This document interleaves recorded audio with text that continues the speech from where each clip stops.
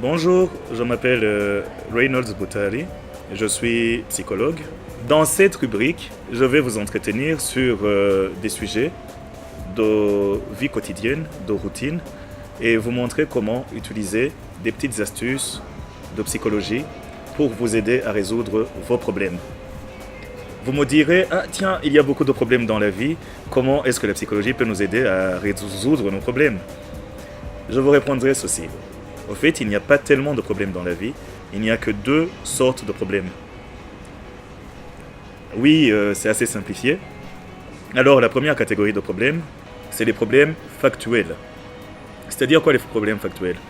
Tu vis dans un pays, il y a la guerre, tu n'y peux rien, c'est juste arrivé.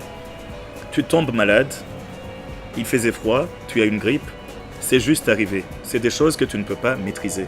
Il y a un facteur externe qui ne dépend pas de toi et que tu ne maîtrises pas, que tu ne contrôles pas et qui a forcément des conséquences sur toi. Ça, c'est la première catégorie de problèmes, c'est-à-dire les problèmes factuels.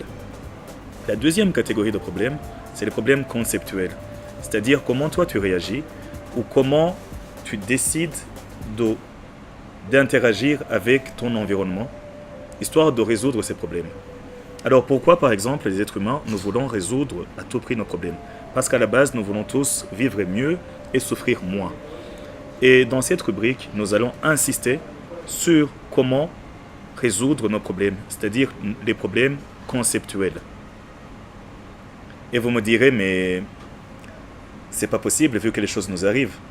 Quelqu'un aurait une mentalité victimiste qui dit, ah tiens, si quelque chose tu ne le maîtrises pas, si tu ne contrôles pas les événements qui t'arrivent, comment peux-tu résoudre un problème? Et donc, je commence par te poser une question. Peu importe le problème que tu as en ce moment, que ce soit une maladie, que ce soit un chantier qui n'est pas fini, que ce soit un projet qui tarde à aboutir, que ce soit ne pas avoir un travail et être à la recherche d'un boulot, tu peux te demander, peux-tu faire quelque chose pour empirer ta situation? Peux-tu faire quelque chose pour la rendre pire, pour envenimer ta situation? Et la réponse est toujours oui. Si tu es malade, tu peux toujours continuer à boire plus alors que le docteur t'a dit de ne pas boire. Si tu as un cancer dû au fait que tu fumais, tu peux continuer à fumer. Si ça va pas, tu peux rouler vite et avoir un accident. Donc tu peux forcément faire quelque chose pour empirer ou envenimer ta situation. Autant que tu peux faire quelque chose pour envenimer ta situation, tu peux aussi faire quelque chose pour améliorer ta situation. Et c'est là où nous, on intervient. On vous donnera des outils qui vous permettront d'améliorer votre situation au lieu de l'envenimer. Parce que souvent, les gens ne font qu'envenimer une situation.